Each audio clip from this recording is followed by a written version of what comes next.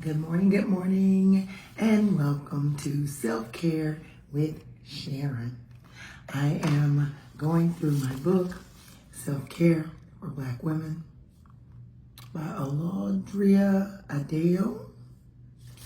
And this has really helped me put into perspective the importance of self-care, especially in Black women.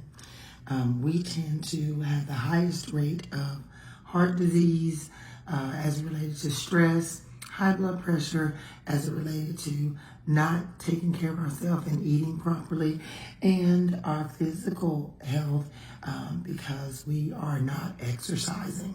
Okay, all the things that our ancestors did. Okay, and so now today I want to talk about the topic of choosing yourself. A lot of times that is so hard for Black women to choose themselves. And I say Black women, ethnic women that value taking care of their families, or sometimes put in the position that they have to do everything, right? And so we often feel guilty for choosing ourselves.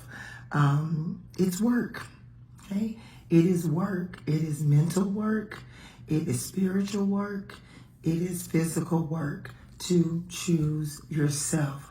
When we think about the mental work that we have to do, we have to overcome limiting beliefs. We have to overcome the lies that were told to us that, that we had to be everything for everyone, and all the while neglecting ourselves, because we know you can't pour out of an empty cup. And so a lot of times we were working on fumes, but we were still giving. And so now that we're shifting into choosing ourselves, the people around us, we have to retrain them, so to speak. But we also have to retrain our mind and understand that we are worthy and we deserve to choose ourselves. We deserve to operate in self-care, not just for our physical bodies, but our mental. We have to get away from everything and not think. I had the opportunity to go sit at the beach this past weekend, but still I had to retrain my mind not to think about the kids or what was going on. I had to totally disconnect to be able to breathe in and breathe out and choose myself, because it is work. Okay, in our mind and then our body, we have to get up and move. We have to get up and move around. Black women are the most educated demographic, right? We have the most degrees, PhDs, and all the letters behind our name. And so therefore it affords us the opportunity to have the type of work that causes us to sit in an office, although more times than not it's a corner office, right? But where our work is not physical, we're not out, doing the things that our grandmothers did and our ancestors did. We have the liberty or the opportunity to sit down all day, staring at a computer, talking and coaching other people. And so that depletes us of our exercise time. So we have to make a conscious effort to choose ourselves in our movement. We've got to get up and move. And then for your soul work, we got to get our mind together. Our body helps us to get our mind together, because then we begin to get clarity. We begin to see things differently. And so then we have to dig way down and do this soul work. And soul work is not pretty. It is necessary. We're going to pull up some nastiness when we start to do soul work. And that's why a lot of people don't want to do soul work, because I have to identify and then I have to attack those things that have caused me to doubt myself, to lower my self-worth, and to believe the lies, right? And sometimes the lies that we told ourselves, or some lies that we believed, are generational. And I'm sorry my voice is hoarse because I was out in the sea air.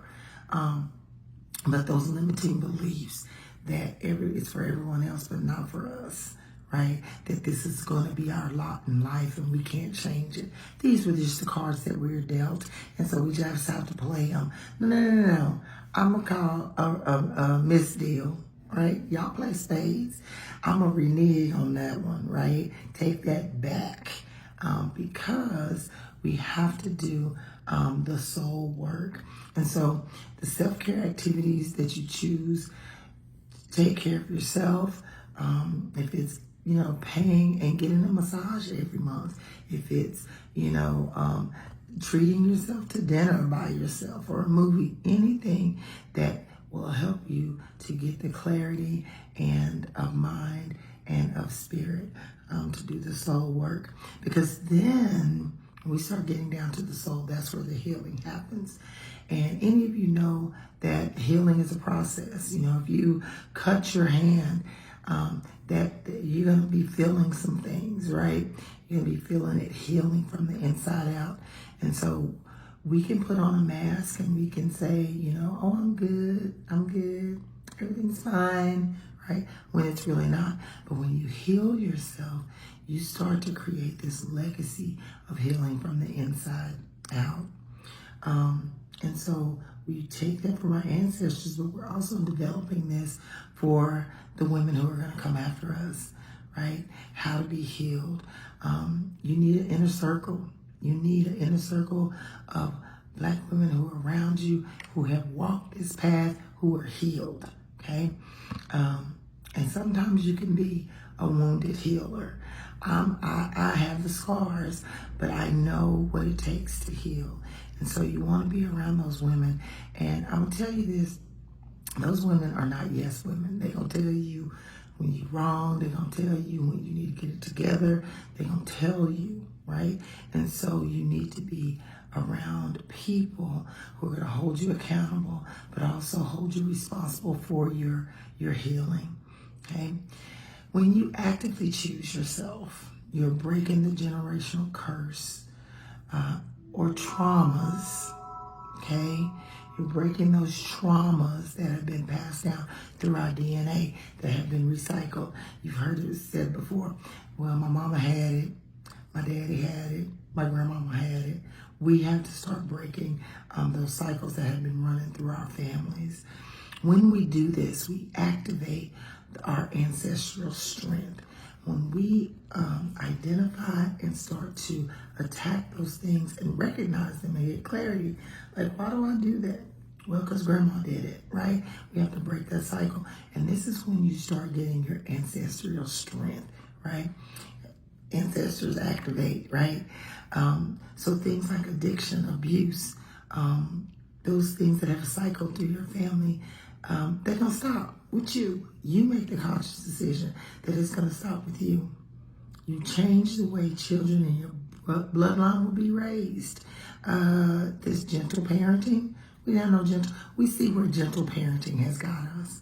Our kids are addicted. They're out here. They have no respect. They're going to end up in jail or in the grave. And there's some folks that want just that for our children. You break down these emotional barriers that no longer keep you feeling and operating in fear and shame. Okay, you break down emotional barriers. We have to deal with it.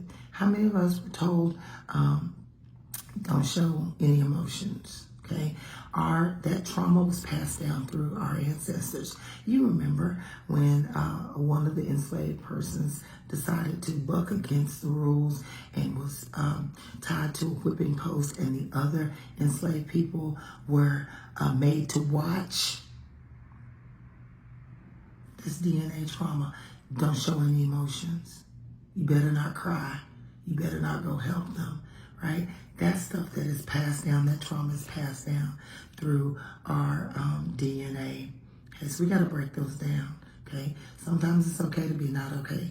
I'm not good today. I'm on my ankles today. I need some help today. It is okay to break down those emotional boundaries. And when you do that, we bend the universe with a stomp, right? Listen, it stops here. We walk on a higher level of self-worth. Okay? We create an exceptional example, not just for ourselves, but for others, of what self-love truly means. We have to start teaching ourselves and the next generations about the importance of your own self-care. And we got to get radical with it. I heard someone say we got to be relentless and radical. It's going to be a total change for some folks in your life. They're going to be like, oh, she acting brand new. No, I'm not acting new. I just learned. I just learned something, okay? And you can't let this pass you by. It is crucial to you, your family. It's also crucial to our community and culture, okay? The world depends on it, not you. It, you being your very best self. And so today on Self-Care with Sharon, we are going to choose ourselves today. Y'all be blessed.